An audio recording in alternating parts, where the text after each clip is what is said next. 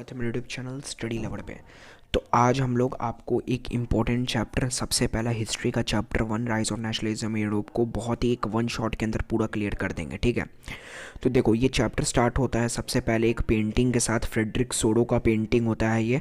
Frederick सोडो ये एक painting बनाता है, इसका नाम होता है the dream of world wide social and democratic Republic.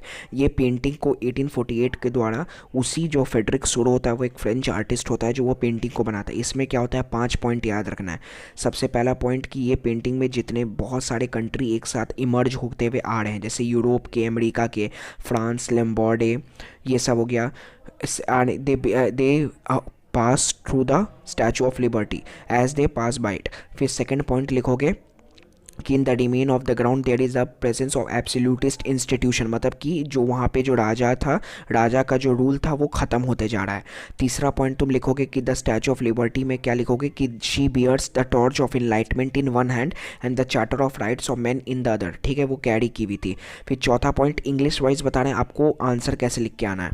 चौथा इसका पॉइंट हो गया तुम्हारा कि एक तो एब्सोल्यूटिस्ट इंस्टीट्यूशन वाला बता दिए कि ये राइज करता है। अब इसको फॉलो किया था बहुत सारे कंट्रीज़ ने, जैसे Lombardy, kingdom of two Sicilies, Poland, Russia, France, Germany, और जो एक साथ निकल रहे थे। और लास्ट पॉइंट लिखोगे कि फ्रॉम अबव, ऊपर से सैंड्स और क्रिश्चियन ने वो गेस किया अपॉन सीन को, और वो एक राइटर के द्वारा दर्शाया जा रहा था फेटर्निटी अमोंग द नेशन। ठीक है, फेटर्निटी को शो किया जा रहा था। अब यहाँ पे फ्रेडरिक सोडो ने ऐसा क्यों दिखाया है, फ्रेडरिक सोडो ने बताया कि ये जो कंट्री है, मतलब कि जो पूरे कंट्री है यूरोप का, वो एक दूसरे के साथ क्या रहा है, एक साथ जुट हो रहा है, एक नेशन स्टेट बना रहा है। नेशन स्टेट क्या होता है कि in this the majority of its citizen not only its ruler came to develop a sort of common identity, history और अ डिसेंट। जब एक लोग में आपस में जुड़ने का बात आता है तो उसको हम लोग कहते हैं नेशनलिज्म, और यही नेशनलिज्म का फीलिंग लाना था यूरोप में। तो ये यूरोप में इसी तरह आता है कि वो एक यूटोपिया विजन सोचता था। यूटोपिया का मतलब होता है कि एक ऐसा विजन जो कि कभी एग्जिस्ट नहीं करेगा, पर उसने ये चीज़ सोचा था। इसके बाद बढ़ते जा रहे हैं तो एक क्वेश्चन आता है कि what were the steps taken by the French revolution to वो क्या बोलते हैं, सेंस ऑफ कलेक्टिव आइडेंटिटी कैसे कंप्लीट करें। तो सबसे पहला पॉइंट आप लोग को याद रखना है कि ideas of la patrie and le citoyen, the ideas of la patrie the fatherland and le citoyen the citizen emphasize the notion of the community. पहला पॉइंट हो गया। Second point tricolour, a new tricolour was made to replace the royal formal standard. तीसरा point national assembly, the state general was elected by the body of active citizen and renamed as national assembly. चौथा dialects, regional dialects were discouraged in France and France became the common language of the nation. और fifth हो गया तुम्हारा dialects हो गया uniform laws, a centralised administrative system was put in place to formulate the laws for the entire nation. इसके बाद ये पूरा हम लोग का फ्रेंच रिवॉल्यूशनरीज आता है। इसके बाद क्या होता है, नेपोलियन बोनापार्ट आ जाता है। हम लोग पढ़े कि फ्रेंच रिवॉल्यूशन के बाद 1804 में वो गद्दी को हासिल कर लेता है। गद्दी को हासिल करने के बाद वो एक नेपोलियन कोड देता है 1804 का। नेपोलियन कोड में कुछ 5 पॉइंट आपको याद रखना है। सबसे पहले ही established equality before the law को ले आता है। Second, uniform laws of weights and measurement को इंट्रोड्यूस कर देता है। फिर तीसरा, peasants were free from serfdom and memorial dues. चौथा, improve in the transport and communication system. और fifth, abolished privilege based on birth, जो भी एबॉलिश था वो प्रिविलेज वो बेस्ड को होता है वो ख़त्म कर देता है। फिर इसके बाद एक क्वेश्चन आता है कि उसके बाद क्यों नेपोलियन का बहुत ज़्यादा सडन राइज होता है। तो सडन राइज एक बहुत ज़्यादा, क्योंकि वो बहुत ऊपर उठता है और वो 4 कंट्री से हार जाता है, ब्रिटेन, ऑस्ट्रिया, रशिया, प्रशिया। आप बार से याद रख सकते हो, ब्रिटेन, ऑस्ट्रिया, रशिया, प्रशिया। उससे ये क्या होता है, नेपोलियन हार जाता है। तो नेपोलियन हारने का सबसे बड़ा कारण 2 पॉइंट आपको याद रखना है, वो उसने सेंसरशिप इम्पोज कर दिया था, मीडिया के ऊपर रिस्ट्रिक्शन को डाल दिया था। और दूसरा, उसने बहुत बड़ी गलती ये की थी कि वो टैक्सेशन को बहुत ज़्यादा बढ़ा दिया था, इसके कारण लोग उससे गुस्सा हो गए। उसके बाद नेपोलियन बोनापार्ट का हुआ था कि इंक्रीज़ कर देता है टैक्सेशन, और ये वाला हो जाता है। तो ये तुम्हारा था negative impacts of Napoleon code 1804 का। इसके बाद हम लोग बढ़ते हैं एक टॉपिक पे। हम देखो गाइस, बराबर से नहीं बता रहे, हम क्वेश्चन वाइज बता रहे हैं कि कहाँ कहाँ से क्वेश्चन बनने का पॉसिबिलिटी है, तो हम क्वेश्चन वाइज बता रहे हैं। ठीक है, इसके बाद लिबरलाइजेशन वाला इंपॉर्टेंट है। लिबरलाइजेशन क्या होता है, लिबरलाइजेशन एक वर्ड आता है लाइबर, जिसका मतलब होता है फ्रीडम। फ्रीडम चाहिए था लोगों को, तो उसके लिए क्या होता है, फ्रीडम के लिए एक इंपॉर्टेंट चीज़ आता है। इंपॉर्टेंट ये होता है कि वो 2 स्पीयर में हम लोग लिबरलाइजेशन को वहाँ यूरोप के कंट्री में देखा जाता है, एक पॉलिटिकल स्पीयर और एक इकोनॉमिक स्पीयर। पॉलिटिकल स्पीयर में दो चीज़ था, एक इक्वालिटी बिफोर लॉ मिल जाए और राइट टू वोट हो जाए, और इकोनॉमिक स्पीयर में फ्रीडम हो मार्केट का और जितना भी स्टेट इम्पोज रिस्ट्रिक्शन है उसको हटा दे। अब देखो यहाँ पे एक कंजर्वेटिव सोसाइटी आता है। अब क्या होता है, एक अरिस्टोक्रेटिक क्लास होता है। अरिस्टोक्रेटिक क्लास क्या होता है समझ लो, जो कि बहुत ज़्यादा डोमिनेंट क्लास था और सबसे अमीर क्लास उसको कहा जाता था, अरिस्टोक्रेटिक क्लास को, ठीक है। तो यहाँ पे क्या होता है ना कि जब एक इस समय इंडस्ट्रियलाइजेशन जो स्टार्ट होता है इंग्लैंड में, तो वहाँ से एक नया क्लास इमर्ज होकर आता है जिसका नाम होता है मिडिल क्लास। इसमें होता है लॉयर्स, बिजनेसमैन, तुम्हारा पीजेंट, लो भी जो मिडिल क्लास का होता है। ये अमीर हो चुका था ओवरसीज ट्रेड और मैन्युफैक्चरिंग गुड्स के द्वारा। तो अब क्या होता है कि इसके द्वारा 1815 के द्वारा हम बता रहे हैं, एक वो होता है, क्या बोलते हैं, एक ट्रीटी साइन होता है जिसका नाम होता है treaty of Vienna. Treaty of Vienna sign होता है किसके द्वारा, ड्यूक मेटरनिच होता है एक ऑस्ट्रेलियन चांसलर, जिसमें 4 कंट्री मिला हुआ रहता है जो कि नेपोलियन को हराया था, ब्रिटेन, ऑस्ट्रिया, रशिया, प्रशिया। उसमें का प्रोविज़न ये था कि सबसे पहले बर्बन डायनेस्टी को रिस्टोर कर दिया जाएगा फ्रांस में, और फ्रांस सारे टेरिटरी को लॉस्ट कर दिया था, जो कि फ्रांस ने सारे टेरिटरी को लॉस्ट कर दिया जो कि एनेक्स्ड किया गया था नेपोलियन के द्वारा, ठीक है। तो ये 2 प्रोविजन था ट्रीटी ऑफ वेना का। और एक लाइन हमेशा याद रखना, ड्यूक मेटरनिच ने कहा था कि when France needs the rest of Europe catches cold. उसने ये बात इसलिए कही थी कि उस समय जो फ्रांस कुछ भी करता था तो हर एक कंट्री उसका हर देखा देखी किया करता था। जैसे कैसे हुआ, एक उससे पहले आता है था, तो देखो उसके बाद हम बता देते हैं जुलाई रिवॉल्यूशन आया था। जुलाई रिवॉल्यूशन जो आया था उसमें क्या हुआ था कि सबसे पहला पॉइंट आपको लिखना है कि bourbon dynasty was overthrown by the liberal revolutionaries. Second point तुम लिखोगे कि क्या होता है कि कॉन्स्टिट्यूशन मोनार्की को सेटअप किया जाता है with its head Louis Philippe को इंस्टॉल्ड किया जाता है फ्रांस के अंदर। और तीसरा होता है कि इन ब्रजल्स में बेल्जियम को ब्रोक डाउन कर दिया जाता है, नीदरलैंड से वो फ्री हो जाता है। तो ये 3 पॉइंट आपको याद रखना है जुलाई रिवॉल्यूशन के अंदर। जो इसके बाद होता है तो कॉपी करता है, बेल्जियम भी कॉपी करता है, इसलिए ड्यूक मेटरनिच ये बात कहा था। उसके बाद हम लोग इसके बाद एक इंपॉर्टेंट पॉइंट पढ़ेंगे, मेड इवोल्यूशन। मेड इवोल्यूशन में फॉर्मेशन होता है फ्रैंकफर्ट पार्लियामेंट का सेंट पॉल में। 6 पॉइंट के अंदर आप याद रख सकते हो। कैसे याद रखना बताते हैं इसको स्टोरी में। क्या होता है कि जो बिजनेसमैन लॉयर पीजेंट था वो सोचता है कि वो वोट करेगा for all the national assembly, German national assembly के लिए वोट करेगा। तो वो लोग क्या करता है, 831 रिप्रेजेंटेटिव, 831 याद रखना, 18 मई 1848 को क्या कर देता है, एक सभा बैठाता है, सभा बैठाता है एक फ्रैंकफर्ट पार्लियामेंट के अंदर, जो कि सेंट पॉल के अंदर, फ्रैंकफर्ट पार्लियामेंट बनाता है सेंट पॉल के अंदर। अब इसमें क्या होता है कि क्राउन्स को ऑफर किया जाता है, एक वहाँ का जो राजा होता है प्रशिया का, फेडरिक विलियम फोर्ड का, पर वो उसको लेता नहीं है, वो अपोज कर देता है और अदर मोनार्क के सॉइस ज्वाइन करके उसको अपोज करने लगता है उस मीटिंग को, जो मीटिंग होता है।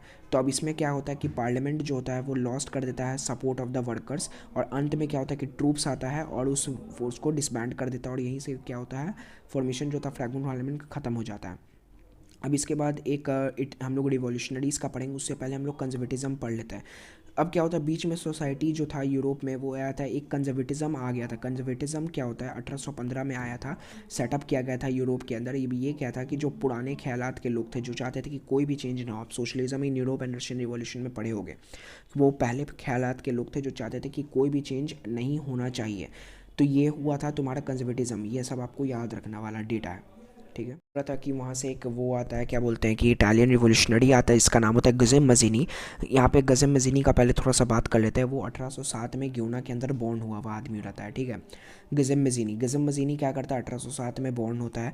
वो क्या करता है, एक उसका एक मेंबर था एक सीक्रेट सोसाइटी का जिसका नाम होता है कार्बोनरी। फिर वो बाद में अपना एक दो सीक्रेट सोसाइटी बनाता है, आपको याद रखना है, Young Italy in Marseilles and Young Europe in Bern. 2 society बनाता है जिसको वो आगे बढ़ाता है। अब इसके बाद हम लोग पढ़ेंगे 3 यूनिफिकेशन के बारे में। यूनिफिकेशन जैसे अलग हो जाना, कोई कंट्री जब एक कंट्री के चंगुल से अलग हो जाता है तो उसको यूनिफिकेशन बोलते हैं। 3 हम लोग को यूनिफिकेशन याद रखना है, जर्मनी, इटली, ब्रिटेन। तो सबसे पहले जर्मनी की बात करते हैं। तो यूनिफिकेशन जर्मनी क्या होता है, पॉइंट वाइज बताएंगे। सबसे first point, it started with the liberal revolutionaries of 1848 with the formation of the Frankfurt parliament but the attempts failed. Second, Prussia took over the leadership of the national unification, Prussia ले लेता है, ठीक है। फिर तीसरा तुमको लिखना है कि प्रशिया ओनरशिप ले लेता है नेशनल यूनिफिकेशन का। उसके बाद हम लोग को लिखना है कि chief minister Otto von Bismarck was the architect of this process carried with Prussian army and other bureaucracy, ठीक है। चौथा पॉइंट तुमको लिखना है कि 3 wars over 7 years with FAD से याद रखना है, France, Austria, Denmark led to Prussian victory and completed the process of unification. और लास्ट पॉइंट लिखना है कि in 1871 William one In 1871 William one was proclaimed as the king of united Germany. फिर आता है unification of Italy. Unification of Italy होता है पहला point, it started with the liberal revolutionaries, it started with the Italian revolution of गुजे Mazzini but the attempts failed. Second, now the mantle fell upon Sardinia Piedmont over its ruler Victor Emmanuel to unify Italian states through wars.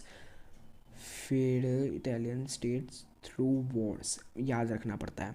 फिर तीसरा point, it chief minister Cavour made a tactful diplomatic alliance with France and defeated the anti imperial force in 1859। फिर fourth point, इन 1860 क्या होता है कि south Italy और kingdom of two Sicilies was captured by Giuseppe Garibaldi और 1861 में Victor Emmanuel two को proclaimed कर देता है किंग ऑफ यूनाइटेड इटली।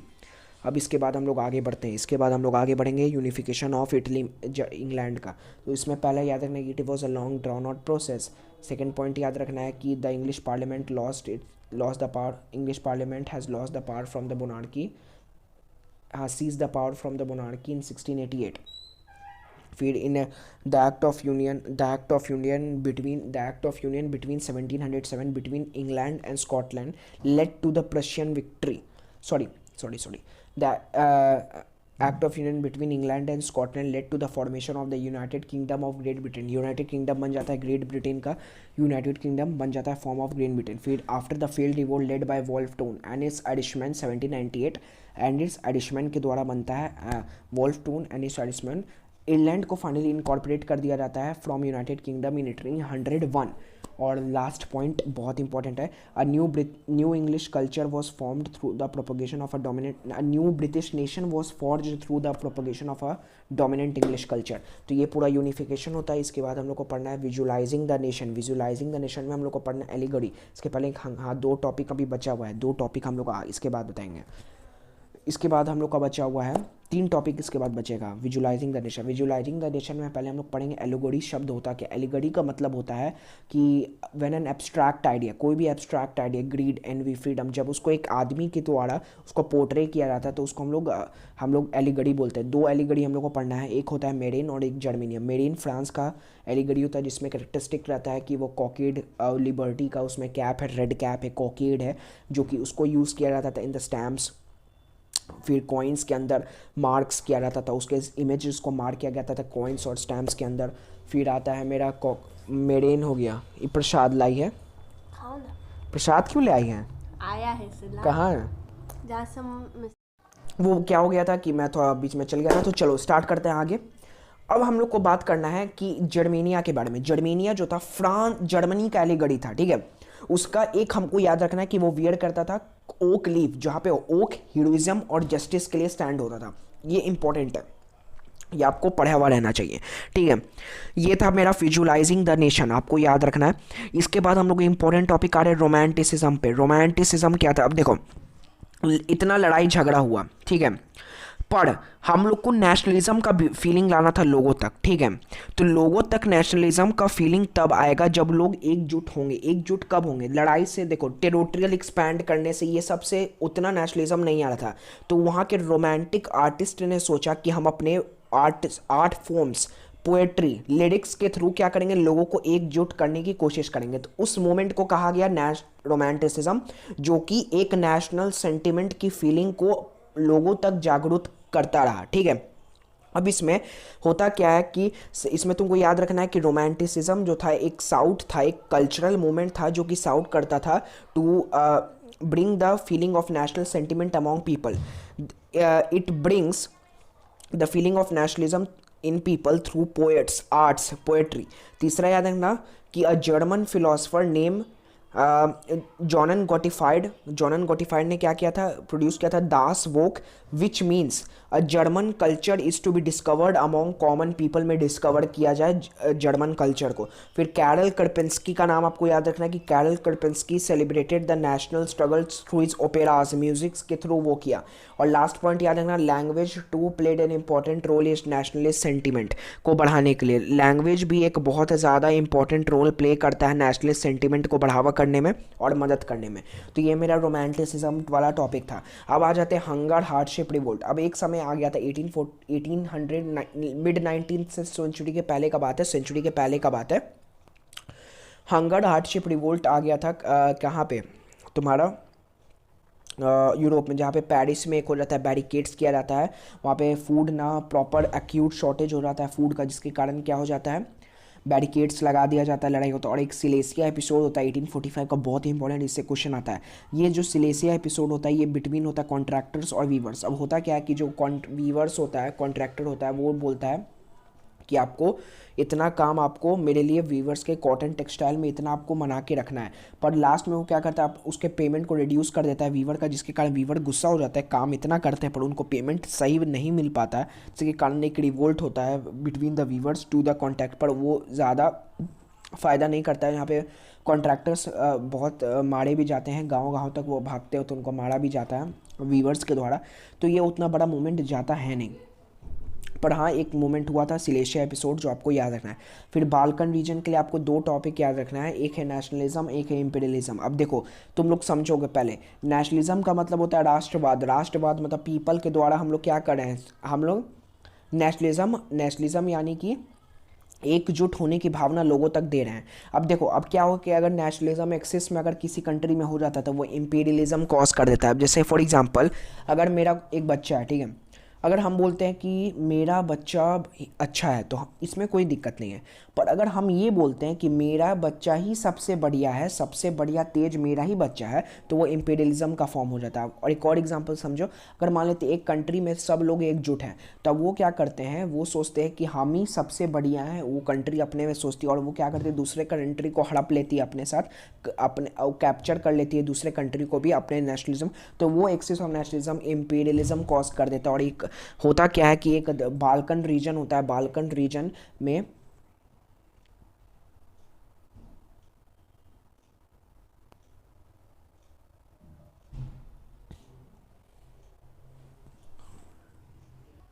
हाँ, तो गाइस क्या हो गया था कि वो थोड़ा सा हट गया था। तो देखो बाल्कन रीजन में होता क्या, रुको थोड़ा ब्राइटनेस बढ़ा देता हूँ। हाँ चलो, देखो बाल्कन रीजन में क्या होता है कि बाल्कन रीजन में एक इंटेंस कॉन्फ्लिक्ट का माहौल हो जाता है, क्योंकि उसमें कुछ कुछ कंट्री जैसे प्रेजेंट डे रोमानिया हो गया, बल्गेरिया हो गया, फिर बहुत सारा था। उसके कारण क्या होता है ना, वहाँ पे लड़ाई इसलिए होता है, लड़ाई इसलिए होता है कि वो कंट्री अपने आप को सोचता है कि इधर एक्सपैंड कर ले वो डेवलप के लिए। तो होता क्या, वहीं से एक वर्ल्ड वॉर 1 स्टार्ट हो जाता है 1914 और 1918 के बाद में। और नेशनलिज्म को अगर इंपीरियलिज्म के साथ अटैच कर देते थे, वो डिज़ास्टर ले आता था यूरोप के अंदर 1914 के अंदर। तो यही पूरा चैप्टर था, आपको जो समझना था, एक क्रक्स टाइप का दे दिया, सब्सटीट्यूट है एक तरह का। पूरा चैप्टर आपको तभी पढ़ना पड़ेगा, पूरा चैप्टर रिवीजन हो गया नेशनलिज्म इन यूरोप, इतना ही पूरा आपको पढ़ना है और एग्जाम में इसी टाइप का क्वेश्चन आता है, ठीक है। जितना मैंने इसमें बताया आप इतना पढ़ ले तो आप 4 के आओगे नेशनलिज्म में, अगर का कोई भी क्वेश्चन आएगा तो यही सब आएगा। देखो मैं इतना बता देता हूँ, प्रीवियस ईयर क्वेश्चन आया, पर प्रीवियस ईयर क्वेश्चन जो बार बार पूछा जाता है सीबीएसई के द्वारा 10th में लिए, वो ये है। पहला तो है मेन क्या बोलते हैं, steps taken by French revolution, में क्वेश्चन बहुत इंपॉर्टेंट है। दूसरा क्वेश्चन आपको याद रखना है रोमांटिसिज्म वाला, तीसरा हंगर हार्डशिप रिवोल्ट वाला, और एलिगड़ी वाला भी आपको याद रखना पड़ेगा। और ऐसा जो इतना क्वेश्चन तो हम देखे नहीं, इतना क्वेश्चन आपके लिए इंपॉर्टेंट है। तो अगला वीडियो में मिलेंगे हम लोग। अब हम लोग इसके अगला चैप्टर, हम लोग इसके बाद हम लोग अभी फुल इकोनॉमिक्स को रिवाइज करेंगे अगला वाले सब में, ठीक है। चलो तब तक के लिए बाय।